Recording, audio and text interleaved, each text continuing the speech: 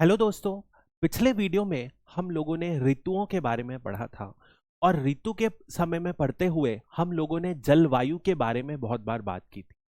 अब जब हम भारत के भूगोल के बारे में बात कर रहे हैं तो भूगोल के संदर्भ में एक बहुत ही महत्वपूर्ण होता है उसका क्षेत्रीय विस्तार किस तरीके से होता है, यानी कि कोई भी चीज है उसका रीजन वाइज वो किस तरीके से फैले हुआ है, इसी को कहा जाता है क्षेत्रीय विस्तार। तो इस वीडियो में हम समझेंगे जो भी भारत के क्लाइमेटिक रीजन्स हैं उसे किस प्रकार से विभाजित किया गया है और भारत को में कितने प्रकार होते हैं और वो किन किन क्षेत्रों में विस्तारित हैं, किन किन एरिया में वो फैले हुए हैं। तो वो खत्म करने के पहले एक छोटा सा टॉपिक हम स्टार्ट करेंगे जो है रेनफॉल यानी कि वर्षा का विस्तार। अब हम लोगों ने पढ़ा है कि जो वर्षा ऋतु होती है वो एक महत्वपूर्ण मौसम होता है, ऋतु होती है, जो कि कौन से महीने से शुरू होती है? जून महीने से शुरू होती है। हम लोगों ने पढ़ा था कि 1 जून से केरल के तट पर क्या होता है? मॉनसून प्रवेश करता है और ये 15 जुलाई तक पूरे के पूरे भारत में फैल जाता है। मॉनसून की जो हवाएं रहती हैं पूरे के पूरे भारत को कवर कर लेता है। इसके बाद हम लोगों ने देखा है, हम बचपन से एक्सपीरियंस भी करते आए हैं कि ये जो मंथ है जून से लेकर सितंबर तक, यहां पर इन छोटे से ही मंथ में 3 to 3.5 मंथ्स में सबसे ज्यादा बारिश होती है और मात्र 3.5 महीने में जो भारत की जो है 2/3 से ज्यादा, कई बार 2/3 और कई बार यानी कि 66 से 75% तक जो भी भारत में वर्षा होती है वो कहां होती है? इन्हीं 3 से 3.5 महीने में भारत में होती है।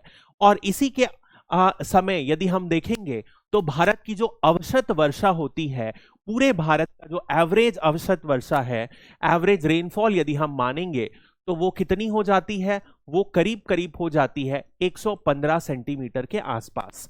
कई बुक में 115 लिखा रहता है, कई बुक में 125 लिखा रहता है। तो कुल मिला के आपको समझना है कि 115 से 125 सेंटीमीटर के बीच में जो औसत वर्षा है भारत में होती है, ये आपको समझना है। परंतु जब हम वर्षा के बारे में पढ़ रहे थे तो हम लोगों ने क्या देखा था? जो वर्षा का है वितरण जो है, यानी कि जो क्षेत्र के हिसाब से कितनी वर्षा कहाँ होती है, वो बहुत हद तक किस पर निर्भर होती है? वो निर्भर होती है भू आकृति के ऊपर। उदाहरण के लिए हम लोगों ने अलग अलग बार बात किया है पश्चिमी घाट के बारे में, जहां पर वेस्टर्न घाट क्या होता है, क्योंकि एक दीवार की तरह एक्ट करता है ये पर्वत श्रेणी, इसी वजह से क्या होता है, यदि हम देखेंगे तो यहां पर एक बड़ी सी दीवार की तरह ये एक्ट करता है और इसी वजह से हम देखेंगे तो ये क्षेत्रों में, पश्चिमी क्षेत्र में, जो पश्चिम घाट के पश्चिम क्षेत्र में लाई करता है, इन एरिया में बहुत ही ज्यादा वर्षा होती है। तो यानी कि भू आकृति एक बहुत ही महत्वपूर्ण भूमिका निभाती है जिसके कारण वर्षा डिसाइड होती है किस एरिया में कितनी होनी है। तो इसी आधार पर हम क्या करते हैं, भारत को अलग अलग क्षेत्रों में डिवाइड करते हैं, विभाजित करते हैं, कितनी वर्षा किस एरिया में, किस इलाके में होती है। तो सबसे पहला जो इलाका है वो ये होता है जहां पर सबसे ज्यादा वर्षा होती है, मैक्सिमम रेनफॉल वाला एरिया। ये जो एरिया है इसे कहा जाता हिंदी में अधिक वर्षा वाले क्षेत्र। यदि इन क्षेत्रों को हम देखें तो इनका जो औसत जो यहां पर वर्षा होती है वो 200 सेंटीमीटर से भी ज्यादा वर्षा होती है। अब इन इलाकों में वर्षा क्यों ज्यादा होती है? तो इसका जो बेसिक है हम ऑलरेडी पढ़ चुके हैं। क्यों ज्यादा होगी? क्योंकि अवश्य ही वहां पर किसी कारण से हवा उठ रही है और जब हवा ऊपर उठती है तो ठंडी होती है और ठंडी हवा से बादल बनता है और वही वर्षा हमारे क्षेत्र में कराती है। तो अधिकतम आप देखोगे जिन भी क्षेत्रों में पर्वत होता है और वो जो पर्वत है ऑब्लिकली, यानी कि हवा मान लीजिए ऐसे जा रही है तो उसके हवा के जो रास्ते में एक बाधा बन के खड़ा रहता है, तो हवा के पास एक ही विकल्प रहता है कि वो ऊपर उठे और इससे बनता है बादल। ठीक है, तो इन क्षेत्रों को यदि हम समझते हैं तो सबसे पहला क्षेत्र जो हम लोग ऑलरेडी देख चुके हैं वो है वेस्टर्न घाट्स, यानी कि पश्चिमी घाट, ये जो है यहां पर सबसे ज्यादा बारिश होती है, ये हम लोगों ने देखा है। तो ये पूरे के पूरे पश्चिमी घाट और पश्चिमी तट वाले क्षेत्रों में पश्चिम घाट की वजह से क्या होती है, बहुत ज्यादा वर्षा होती है। और यहां पर आमतौर पर जो बारिश होती है 200 से लेकर 250 सेंटीमीटर के बीच पर होती है। ये आपको पहला है। यदि हम दूसरे लेवल पर बात करें तो दूसरा जो सबसे महत्वपूर्ण आता है वो आता है नॉर्थ ईस्ट, यानी कि उत्तर पूर्वी राज्य। इन राज्यों में यदि आप देखोगे तो एक छोटा सा बेल्ट है जो है मणिपुर का राज्य। इस मणिपुर के राज्य को छोड़कर सारे के सारे उत्तर पूर्वी राज्यों में क्या होती है, बारिश जो रहती है, वर्षा है, 2 सेंटीमीटर से अधिक रहती है। इसमें हम लोगों ने वीडियो में पढ़ा था जब हम वर्षा ऋतु के बारे में पढ़ रहे थे कि यहां से बे ऑफ बंगाल यानी कि बंगाल की खाड़ी की जो मॉनसून विंड है वो प्रवेश करती है। और यहां पर सबसे पहले क्या होता है, याद कीजिए हम लोगों ने पढ़ा था, ये वाला जो क्षेत्र है जिसे कहा जाता है मेघालय प्लेट्यू यानी कि मेघालय का पठार, इसमें 3 महत्वपूर्ण जो हिल्स हैं, पर्वत हैं, जो कौन कौन सी है, सबसे पहली है गारो, फिर है खासी और है तीसरे नंबर पे है जंतिया हिल्स। याद कीजिए ये हम लोगों ने पढ़ा है भू आकृति के समय भी, गारो, खासी और जंतिया की पर्वत। तो इसी में खासी जो हिल्स रहती है, खासी की हिल में हम लोगों ने पढ़ा है कि जो पूरे के पूरे विश्व का सबसे ज्यादा वर्षा वाला एरिया है वो है मौसिनराम, वो इसी क्षेत्र में पाया जाता है। तो यहां पर कुल मिला के यदि हम देखते हैं तो 1100 सेंटीमीटर से भी ज्यादा वर्षा यहां पर अनुभव की जाती है, ये हम लोगों ने पढ़ा है। और यहीं पर मौसिनराम और दूसरा जो है चेरापूंजी भी यहीं पर खासी हिल्स पर स्थित है। तो यहां पर क्यों पड़ा है, क्योंकि यहां पर जब हवाएं एंटर करती हैं तो क्या होता है, यहां पर मेघालय का पठार फिर से हवा पे बाधा करता है और हवा को ऊपर उठना पड़ता है। और इसी वजह से आप देखोगे पूरे के पूरे उत्तर पूर्वी राज्यों में बहुत ही ज्यादा वर्षा होती है, 200 सेंटीमीटर से ज्यादा वर्षा होती है। सबसे ज्यादा जो वर्षा होती है वो कहां पर होती है, मेघालय के पठार में। और जितना ज्यादा ये समुद्र से दूर होते जाएगा वर्षा उतनी कम होते जाएगी, लेकिन फिर भी बहुत ज्यादा वर्षा होती है। ये था पहला रीजन जहां पर बहुत ही ज्यादा वर्षा होती है। इसके अलावा यदि हम दूसरे नंबर पर देखें तो वो है मध्य वर्षा वाला क्षेत्र। मध्य वर्षा यानी कि मीडियम रेनफॉल वाला इलाके की हम लोग बात कर रहे हैं। तो मीडियम रेनफॉल यानी कि वो इलाके जहां पर वर्षा बहुत ज्यादा भी नहीं होती है, बहुत कम भी नहीं होती है, हाई से जस्ट नीचे, जहां पर जो अनुमान तौर पर जो वर्षा होती है 100 से 200 सेंटीमीटर के बीच में होती है। ये बात आपको समझ में आती है। यदि हम देखें कौन कौन से इलाकों में ऐसा होती है, तो ये वर्षा का जो इलाका है, जितने भी इलाके हम लोगों ने पढ़े जहां पर हाई रेनफॉल होती है, वर्षा बहुत ज्यादा होती है, उनके आजू बाजू वाले इलाके वो क्या रहेंगे, वहां पर वर्षा थोड़ी सी कम होगी, तो ये हो जाएंगे मीडियम वाले इलाके। तो यहां पर यदि हम देखेंगे तो पश्चिमी घाट के से सटे हुए इलाके के समीप वाले इलाके, क्यों यहां पर वर्षा कम हो रही है, क्योंकि जैसे ही जो मॉनसून की पवन है वो अंदर की तरफ प्रवेश कर रही है, तो हो क्या रहा है कि ये थोड़ी सी ड्राई हो जा रही है, क्योंकि यहां पर पहले पश्चिमी घाट पर ये वर्षा कर ले रही है। इसी वजह से इसके इलाके में जैसे ही अपन अंदर की तरफ आते रहेंगे वर्षा जो है कम होते जाएगी। ये बात तो बहुत सिंपल है। इसके अलावा यदि हम देखें तो यहां पर पूरा का पूरा जो पूर्वी इलाका है, ये वाले जो इलाके हैं, यहां पर अच्छी खासी वर्षा होती है। क्यों अच्छी होती है, क्योंकि यहां पर जो बंगाल की खाड़ी से मॉनसून विंड अंदर आती हैं, मॉनसून की हवाएं प्रवेश करती हैं और इन पूरे के पूरे इलाकों में अच्छी खासी वर्षा होती है। बात समझ में आई। तो ये जो है ये पूरे के पूरे इलाकों में क्या है, 100 से 200 सेंटीमीटर के बीच वर्षा होती है। वहीं पर यदि हम बात करें मणिपुर का जो राज्य है, वहां पर भी क्या होती है, मध्यम वर्गीय यानी कि 100 से 200 सेंटीमीटर के बीच वर्षा होती है। क्यों होती है, क्योंकि अब आप देखिए ये जो है ये कोस्ट से, समुद्र से ज्यादा दूर है, इसी वजह से जो हवाओं का रुख है वो कैसे रहता है, वो सबसे पहले जो हवा रहती है बांग्लादेश से होते हुए मेघालय जाती है, मेघालय से होकर ये जाती है अरुणाचल प्रदेश, और यहां की पहाड़ियों के कारण ये वापस से नीचे जाती है, और इस वजह से यहां पर काफी दूर हो जाने की वजह से यहां पर कम वर्षा होती है। इसके अलावा थर्ड नंबर पर यदि अपन देखें तो कम, न्यून, जहां पर 50 से 100 सेंटीमीटर की वर्षा, और ऐसे इलाके जहां पर बहुत ही कम यानी कि अपर्याप्त रेनफॉल होती है जो है 50 सेंटीमीटर से कम।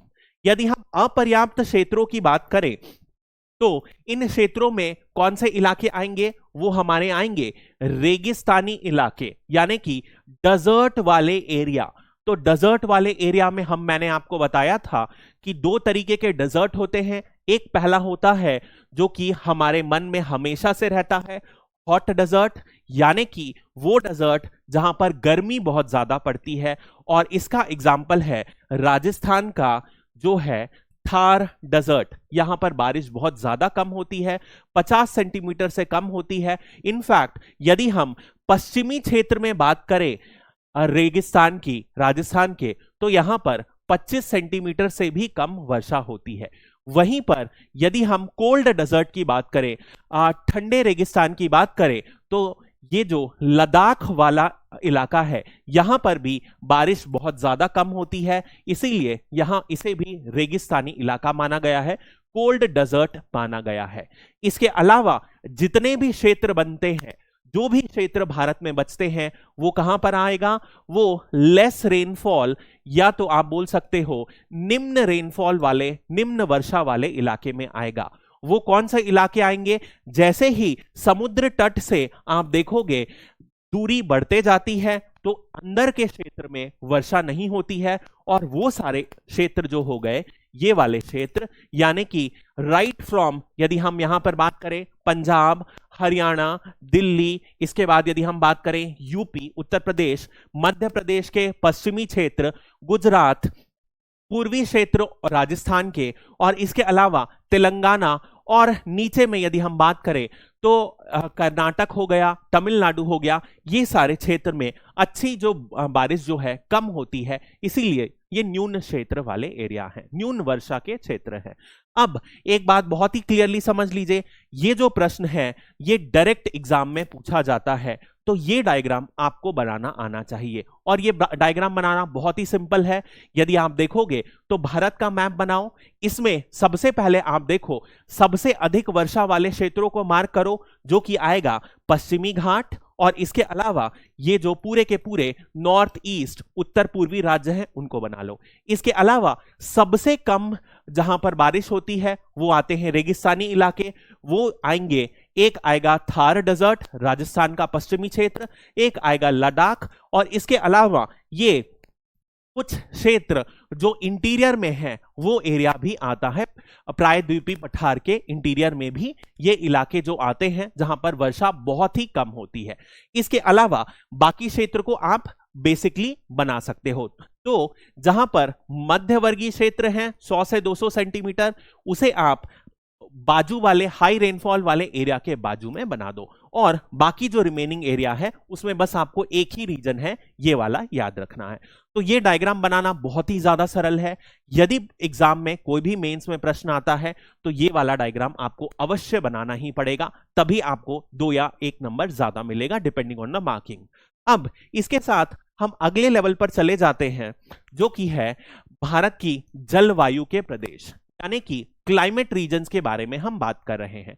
तो यदि हम क्लाइमेट रीजन्स के बारे में बात करें तो मोटे मोटे तौर पर यदि हम समझें तो 4 क्लाइमेट रीजन्स यानी कि जलवायु के जो प्रदेश हैं वो भारत में है। सबसे पहला यदि हम समझते हैं तो वो है ट्रॉपिकल रेनी, यानी कि उष्णकटिबंधीय वर्षा जलवायु, यानी कि ऐसे क्षेत्र जहां पर जो वर्षा होती है जो बहुत ही ज्यादा होती है, वो वाले इलाके जो आएंगे वो उष्णकटिबंधीय वन में आएंगे। इसके अलावा यदि हम दूसरे एक्सट्रीम पर देखें तो वो एरिया जहां पर वर्षा बहुत ही ज्यादा कम होगी वो कौन सा होगा? वो होगा शुष्क जलवायु वाले क्षेत्र, यानी कि ड्राई क्लाइमेट वाले क्षेत्र। यहां पर वर्षा सबसे ज्यादा होती है, वहीं शुष्क वाले में जो वर्षा होती है वो सबसे कम होगी।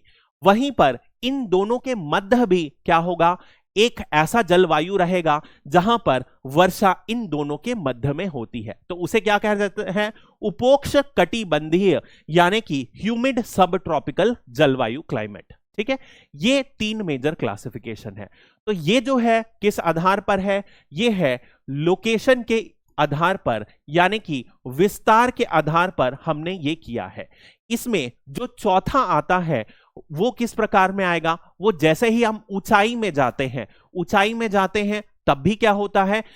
जो जैसे ही हम ऊंचाई में जाएंगे तो होता क्या है?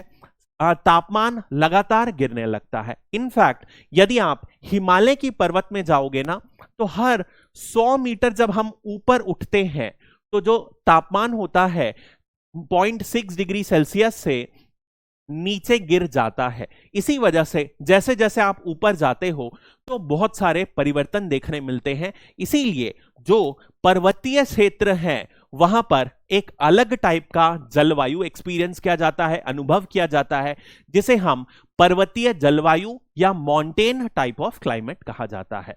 ठीक है, तो इसी में इसको हम समझते हैं कि क्या होता है, किस प्रकार का होता है। तो सबसे पहले हम समझेंगे जो उष्ण कटिबंधीय क्षेत्र हैं उनमें क्या होता है। उनमें एक महत्वपूर्ण बात होती है कि कोई भी महीना हो वहां पर 18 डिग्री सेल्सियस से तापमान कम नहीं जाता है। यानी कि ठंडे से ठंडे महीने, इवन यदि आप जनवरी या दिसंबर की बात करो तो भी जो तापमान रहता है 18 डिग्री सेल्सियस से ज्यादा ही जाता है। यानी कि यहां पर कभी भी ठंडी का मौसम नहीं पड़ता है। ग्रीष्म ऋतु पूरे के पूरे समय रहती है, लेकिन जो ठंडी का मौसम रहता है वो नहीं पड़ता है। ये बात समझ में आई? अब इसी को ट्रॉपिकल को 2 भागों में डिवाइड किया गया है, वो हम सबसे पढ़ेंगे। सबसे पहले यदि हम बात करें तो उष्ण कटिबंधीय मॉनसून वन। यदि मॉनसून देखें मतलब कि वो इलाके जहां पर वर्षा जो है बहुत ही ज्यादा होती है, तो ये पहला इलाका है। यदि हम इस पे देखेंगे तो वर्षा कौन से है? जहां पर वर्षा 200 सेंटीमीटर से ज्यादा होती है। तो अभी हमने रेनफॉल का डिस्ट्रीब्यूशन देखा है, तो कौन से क्षेत्रों में वर्षा ज्यादा होती है? सबसे ज्यादा जो होती है वो वेस्टर्न घाट वाले क्षेत्र में, यानी कि वेस्टर्न घाट यानी कि पश्चिम घाट, इसके अलावा लक्षद्वीप और यहां पर अंडमान एंड निकोबार। ये जो हैं 3 मेजर इलाके हैं, 3 मेजर क्षेत्र हैं जहां पर क्या होता है? बहुत ज्यादा वर्षा होती है, और इसी वजह से ट्रॉपिकल मॉनसून रेन फॉरेस्ट यानी कि उष्ण कटिबंधीय मॉनसून वन यहां पर पाए जाते हैं। यदि हम देखेंगे तो तापमान के बारे में हम ऑलरेडी देख लिए। उष्ण कटिबंधीय में तापमान क्या होता है? हमेशा 18 डिग्री सेल्सियस से ज्यादा होता है। यानी कि तापमान 2 महत्वपूर्ण कंडीशन जो होती है वो 18 डिग्री सेल्सियस से ज्यादा तापमान होगा, और जो वर्षा होगी 200 सेंटीमीटर से ज्यादा होगी। कौन से इलाके में पाए जाते हैं यह भी हमें वर्षा के आधार पर पता है। लक्षद्वीप पहले नंबर पर, दूसरे नंबर पर जो आएगा अंडमान एंड निकोबार का महाद्वीप आएगा, तीसरे नंबर पर जो आएगा पश्चिमी घाट आएगा। इसके अलावा कुछ क्षेत्रों में यहां पर भी पाया जाता है। तो छोटे इलाकों में अरुणाचल प्रदेश में भी और आपको पाया जाएगा। तो यह हालांकि बुक में नहीं दिखा रहता है, कुछ बुक्स में दिया भी रहता है। तो यदि हम एनसीईआरटी की बात करें 11th क्लास की, तो उसमें अरुणाचल प्रदेश के क्षेत्र में भी दिया हुआ है। इसके अलावा यदि हम बात करेंगे तो एरिया हमें समझ में आ गया और कंडीशन समझ में आ गई। अब जब हम पढ़ेंगे आगे तो अगला जो वीडियो होगा उसमें हम वनस्पति की भी बात करेंगे, ठीक है, यानी कि वेजिटेशन की भी बात करेंगे। तो जब वो हम पढ़ लेंगे तो आप वनस्पति के बारे में भी लिख लीजिएगा। ठीक है, अगला वीडियो उसी के बारे में रहेगा, वो आप कर लीजिएगा। जब आप समझ लेंगे वो वाला वीडियो तो यहां पर ऐड कर लीजिएगा। ठीक है, तो ये था पहला। अगला यदि हम बात करें मॉनसून के बाद जो आता है वो आता है उष्ण कटिबंधीय आर्द्र एंड शुष्क, यानी कि यहां पर एक फेज होता है ड्राई और एक फेज होता है वेट। शुष्क और आर्द्र, ये कहा जाता है। इसे जो कहा जाता है, ये कौन सा क्लाइमेट है, इसे सवाना टाइप ऑफ क्लाइमेट कहा जाता है।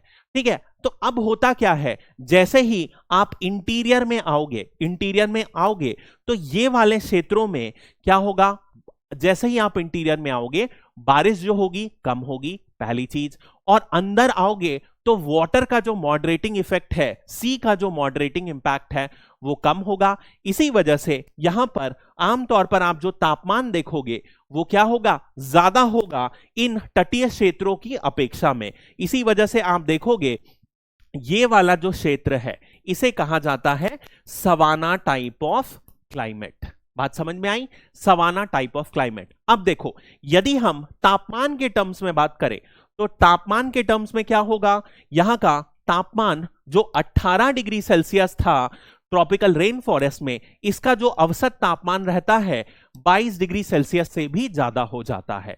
इसके अलावा यदि हम वर्षा की बात करें तो हम जैसे ही समुद्र से दूर जा रहे हैं तो जो वर्षा होगी वो क्या होगी, वर्षा कम होते जाएगी।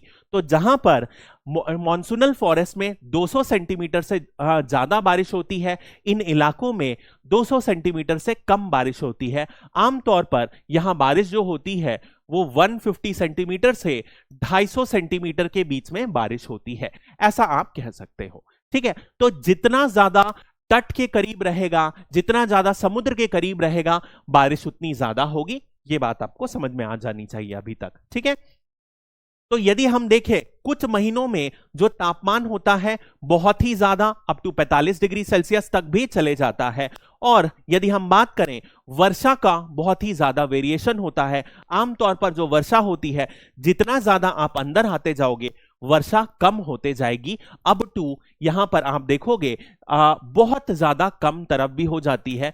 75 सेंटीमीटर से 100 सेंटीमीटर तक की वर्षा भी बहुत कॉमन है जो आपको इन वनों में मिल जाएगी। बात समझ में आता है। फिर से जब हम वनस्पति के बारे में पढ़ लेंगे तो आप बता लीजिएगा। इन क्षेत्रों को आप कैसे कर लोगे, जो हमने मैप किया, मैप के जरिए आप इन क्षेत्रों को डिस्क्राइब कर सकते हो। यानी कि जैसे मैं यहां पर बताऊं तो कौन कौन से मैप में क्षेत्र आएंगे, वो आएंगे सबसे पहले यदि आप देखोगे तो आप बताओगे जिन भी इलाकों में ट्रॉपिकल रेन फॉरेस्ट आता है उसके बाजू वाले, समीप वाले, तटीय से दूर वाले इलाकों में ये वन पाए जाते हैं, पहला पॉइंट। दूसरा नंबर पे आप एरिया को भी बताओगे, तो एरिया में आप बताओगे ये सारे के सारे जितने भी स्टेट्स हैं, चाहे वो बंगाल के दक्षिण क्षेत्र, उड़ीसा का राज्य, इसके बाद आप बताओगे आंध्र प्रदेश, तेलंगाना, महाराष्ट्र के पूर्वी क्षेत्र, और छत्तीसगढ़ के दक्षिणी क्षेत्र, मध्य प्रदेश के दक्षिणी क्षेत्र, गुजरात और महाराष्ट्र के पूर्वी क्षेत्र, सब इसी में आते हैं। ये आप बता सकते हो। यदि ये मैप आपको याद रहे तो बिल्कुल आप कर सकते हो। कुल मिला के ये मैप किसका डायरेक्ट एग्जाम्पल है, ये है वर्षा के आधार पर बनाया गया है। तो यदि हमें वर्षा का पता है तो इस मैप को बनाने में कोई भी हमें तकलीफ नहीं होगी और इस जरिए हम इसको बना सकते हैं। नेक्स्ट यदि हम बात करते हैं तो वो आता है ड्राई क्लाइमेट, यानी कि शुष्क जलवायु। ड्राई मतलब क्या होता है, जितनी भी वर्षा हुई वो वर्षा पर्याप्त नहीं है, क्योंकि जितना भी इवापोरेशन हुआ, वाटर का क्या हुआ, जो वाटर भाप में बदला, पानी भाप में बदला, वो ज्यादा कन्वर्ट हुआ, यानी कि वर्षा कम है इवापोरेशन से। This is the basic concept. इसी वजह से यदि आप पेड़ों के आधार पर सोचोगे तो पेड़ों को पानी की कमी यानी कि वाटर की कमी साल भर रहती है, यह है वाटर डेफिशिएट एरिया। बात समझ में आई, ये सबसे बेसिक है यहां पे। अब इसी में यदि हम देखेंगे तो इसको फिर से क्लासिफाई किया जाता है अलग अलग क्षेत्रों में, जैसे कि सबसे पहला जो है स्टेपी या सेमी एरिड, यानी कि अर्ध शुष्क मैदानी इलाका। अब यदि हम इस इलाके को समझते हैं तो एक तरफ ये देखो, ये आएगा रेगिस्तानी इलाका जिसे हम बोलते हैं एरिड क्लाइमेट, और इसके सटा हुआ जो क्षेत्र रहेगा उसे हम बोलते हैं सेमी एरिड एरिया।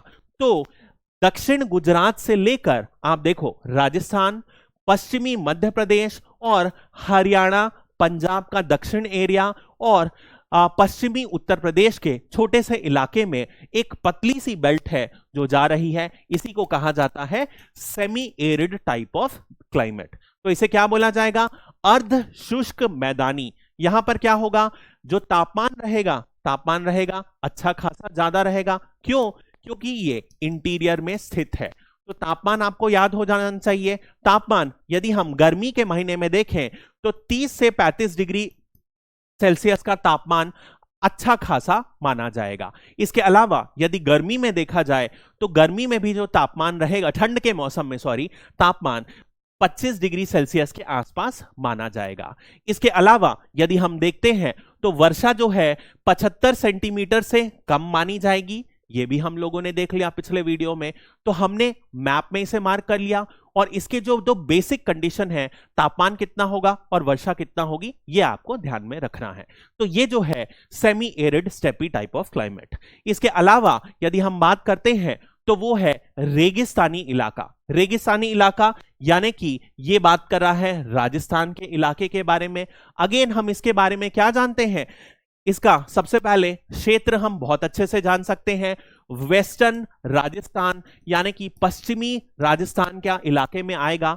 यदि तापमान की बात करें तो गर्मी में जो तापमान है बहुत ही ज्यादा बढ़ जाता है, अप टू 48 से 50 डिग्री सेल्सियस तक टेम्परेचर बढ़ जाता है। वहीं पर यदि हम रात्रि में बात करें ठंड के समय तो बहुत ही ज्यादा क्या हो जाता है? ठंडा हो जाता है। 2 से 8 डिग्री सेल्सियस तक का तापमान जो है बहुत ही कॉमन है। इसी वजह से ठंडी हवाएं इन इलाकों में बहुत ज्यादा चलती हैं। यह भी आपको समझ में आता होगा। हम ऑलरेडी बहुत बार इस इलाके की वर्षा के बारे में बात कर चुके हैं। क्या है? क्योंकि यहां पर क्या है? अरावली का पहाड़ी जो स्थित है, अरावली की पहाड़ी स्थित होने की वजह से क्या होता है? ये हवाओं के पैरेलल स्थित है। इसी वजह से यहां पर जो बारिश है, वर्षा है, 30 सेंटीमीटर से कम वर्षा इन एरिया में, पश्चिमी रेगिस्तानी इलाकों में, पश्चिमी राजस्थान इलाकों में होती है। ये एरिया को हमने एक और नाम दिया था जिसे क्या कहा जाता है? मरुस्थली, अर्थात मृत भूमि, जहां पर भूमि बिल्कुल ही बंजर हो चुकी है। तो ये एक और क्षेत्र हम लोगों ने पढ़ लिया। इसके अलावा यदि हम बात करते हैं तो जो तीसरा क्षेत्र है वो है ह्यूमिड यानी कि आर्द्र, सब ट्रॉपिकल यानी कि उपोष्ण कटिबंधीय एरिया। अब देखो, यानी आप सब ट्रॉपिकल यानी कि आप क्या कर रहे हो? कर्क रेखा के ऊपर वाला क्षेत्र जो है वो आएगा सब ट्रॉपिकल, उष्ण कटिबंधीय। यदि हम उसको देखेंगे तो जो बचा कुचा पूरा का पूरा कर्क रेखा के ऊपर भाग है, यहां पर क्या होगी? जो वर्षा होगी, अच्छी खासी वर्षा होगी। क्यों अच्छी खासी होगी? क्योंकि यदि हम पूर्वी हवाएं देखोगे तो पूर्वी हवाएं यहीं से एंटर करती है। इसके अलावा यहां पर क्या है? यहां पर है शिवालिक की पर्वत श्रृंखला। इसी वजह से यहां पर जो वर्षा जो है आप देखोगे अच्छी खासी होती है। कितनी वर्षा? 65 सेंटीमीटर तक वर्षा हो जाती है। और यदि हम तापमान देखें तो तापमान एक मॉडरेट लेवल का तापमान अनुभव किया जाता है, जो यदि आप देखोगे मई जून जैसा कि पूरे के पूरे भारत में रहता है, सबसे ज्यादा गर्म रहता है, जहां की औसत तापमान 25 डिग्री सेल्सियस तक चले जाता है।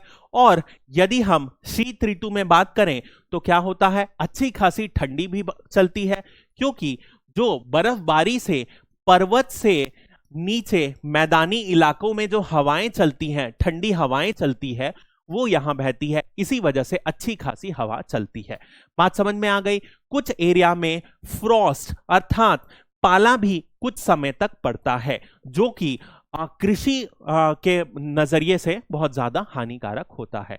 यह भी हम डिस्क्राइब कर सकते हैं। बहुत ही सरल है, इसमें भी कोई ज्यादा डिफिकल्ट बातें नहीं है। अगला जो अपन लास्ट करेंगे वो है पर्वतीय जलवायु। अब पर्वतीय जलवायु की बात करें तो जैसा कि मैंने आपको बताया, तो पर्वतीय जलवायु में हर 100 मीटर यदि आप ऊपर जाते हो तो क्या होता है? जो तापमान होता है 0.6 डिग्री सेल्सियस से हर 100 मीटर जाने में तापमान घटते जाता है। यानी कि हम 1 किलोमीटर ऊंचाई में ऊपर बढ़ेंगे तो 6 डिग्री सेल्सियस का तापमान जो है गिर जाएगा। ये बहुत ही सिंपल बात है। तो हर जितने भी पर्वतीय क्षेत्र हैं जो उत्तर भारत में स्थित हैं, जो यानी कि हम बात कर रहे हैं हिमालय की पर्वत श्रृंखला के बारे में, यदि इस पर्वत श्रृंखला के बारे में बात करें तो यहां पर मुख्य तौर पर पश्चिमी या वेस्टर्न जो माउंटेन्स हैं उनकी बात कर रहे हैं। ये कौन कौन से राज्यों में स्थित है? तो यदि हम राज्यों की बात करें तो जम्मू एंड कश्मीर के राज्य में सबसे पहला, इसके अलावा यदि आप देखोगे हिमाचल प्रदेश, उत्तराखंड, ये बेसिकली 3 राज्य हैं जहां पर पर्वतीय जो जलवायु है वो प्राप्त की जाती है, वो मिलती है यहां पर। ठीक है, इसके अलावा हम जब आगे पढ़ेंगे तो वनस्पति के बारे में हम पढ़ेंगे अगले ही वीडियो में, जहां पर आप वनस्पति का डिस्क्रिप्शन भी देख लीजिएगा। और इसी आधार पर यदि आप देखोगे जैसे जैसे हम ऊंचाई में ऊपर जाएंगे वर्षा में भी परिवर्तन आता है, और इसी के आधार पर जो होता है वर्षा और तापमान के आधार पर वेजिटेशन या वनस्पति में भी परिवर्तन आता है। तो ये अगले वीडियो में आपको पूरी की पूरी कहानी अच्छे तौर पर समझ आ जाएगी। ठीक है, आई होप आपको समझ में आया होगा। यदि किसी भी प्रकार का आपको डाउट है तो प्लीज आप मुझसे कांटेक्ट करिए, मुझसे पूछ लीजिए, और कोई भी प्रकार की मेरी से सहायता चाहिए तो आप मुझे कांटेक्ट कर सकते हैं। Till then, thank you and have a great day.